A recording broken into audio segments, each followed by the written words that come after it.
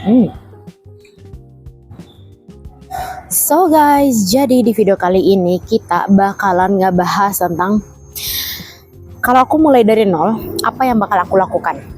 Jadi kalau semisal kalian kayak beneran lagi dari awal nih mau belajar sesuatu kayaknya, apalagi di bidang yang mau masuk baru banget masuk di bidang digital marketing, kayaknya aku bisa kasih saran sih beberapa aja ya. Nah di video kali ini aku bakalan ceritain kalau semisal aku mulai dari nol lagi, semisal balik lagi dari awal lagi, apa yang bakal aku lakukan.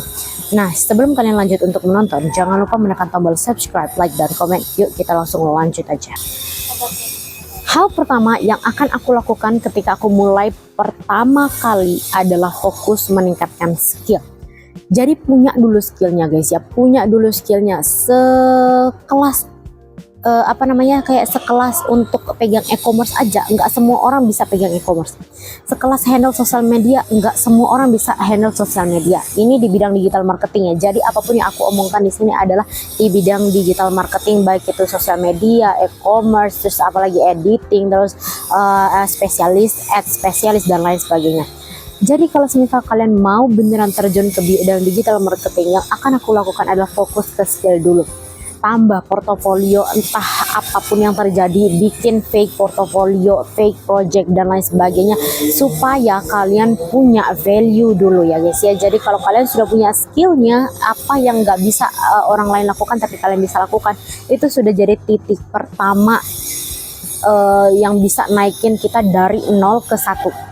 Dari 0 ke 1, jadi dari nggak tahu jadi tahu. Itu dulu, kalian latih dulu diri kalian untuk punya skill. Jadi fokus dulu, skill, nambah skill. Contoh orang coba lagi bikin project sendiri, coba lagi, sampai akhirnya kalian kayak punya skill yang benar-benar bisa diakui. Yang kedua adalah, jadi kalau kalian tahu klien pertama aku sosial media, dulu aku dapetin tambahan side income sebesar 1 juta per bulan ya. Di awal-awal dulu itu aku dikenalin dari teman ke teman, karena temanku adalah orang yang tahu bahwa aku tuh bisa untuk ngehandle sosial media dan editing. Jadi dia langsung ngenalin orang yang butuh jasaku ke orang itu, dan akhirnya aku dikontak dan mulailah kita kerjasama di situ. Nah di sini aku mau kasih tahu bahwa setelah kalian punya skill, orang lain butuh tahu bahwa kalian punya skill itu. Jadi maksud aku adalah kalian butuh untuk membangun personal branding. Membangun personal branding ini nggak harus kalian ngonten yang kayak rutin atau gimana, tapi orang terdekat kalian setidaknya tahu bahwa kalian bisa melakukan hal itu.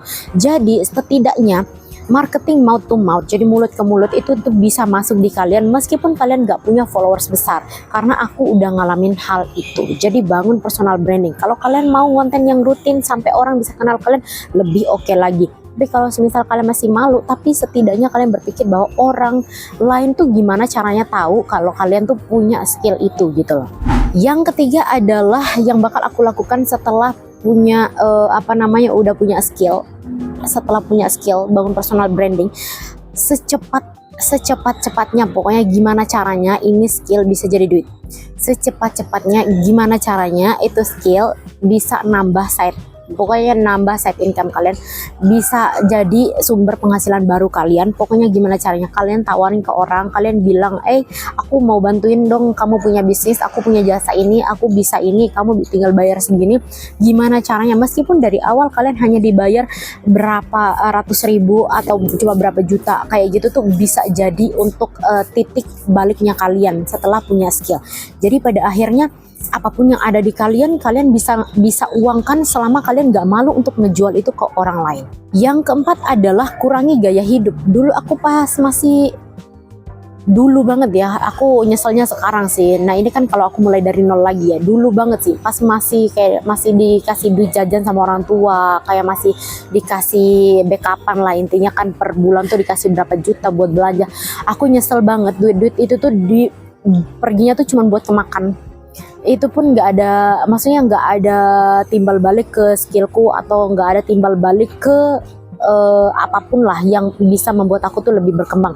Jatuhnya tuh kayak lebih ke makan dan makan gitu loh. Dan pada akhirnya aku di titik ini aku menyesali perbuatanku yang kayak hedon makan dalam satu kali makan berapa padahal nggak punya penghasilan dari yang lain kecuali nunggu dari orang tua. Dan itu sebenarnya momentum. Jadi buat kalian semua yang kayaknya sekarang nggak punya penghasilan tapi masih punya uang dari orang tua, itu beneran manfaatin buat kalian ningkatin skill, buat kalian bangun side income, itu manfaatin banget pokoknya. Jangan sampai nanti suatu saat kalian nyesel gitu. Yang terakhir adalah konsisten walaupun kecil. Ini aku nggak tahu ya guys ya. Jadi kenapa kalau kalian tanya kenapa YouTubeku tuh nggak berkembang, kenapa sosial mediaku tuh nggak berkembang padahal aku tuh suka banget bikin konten, ya karena aku nggak konsisten. Nggak konsistennya tuh dalam artian kayak nggak, misalnya nih hari ini aku bikin konten banyak, terus habis itu udah nih rutin konten, habis itu aku hilang lagi, ya udah terpendam lagi, udah hilang lagi, nanti konten lagi kayak gitu terus. Jadi pada akhirnya tindakan kecil yang kita lakukan setiap hari tuh tapi konsisten setiap hari ada, itu tuh lebih penting daripada kita hanya sekedar berbuat kayak tindakan besar yang sekaligus langsung gede di awal tapi besoknya hilang gitu loh. Jadi mending kayak ya udahlah satu perlahan gitu, tapi tiap hari gitu loh, satu gitu, daripada sekalinya bikin 10 tapi besoknya hilang kayak gitu. Jadi mending satu.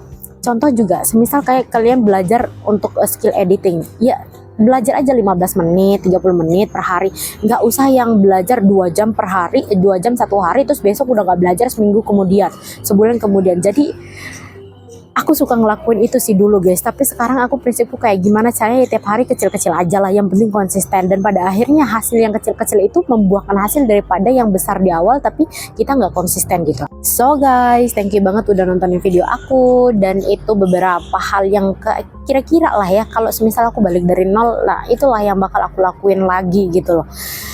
Dan thank you banget udah nonton video aku, don't forget subscribe, like, dan comment. Bye bye.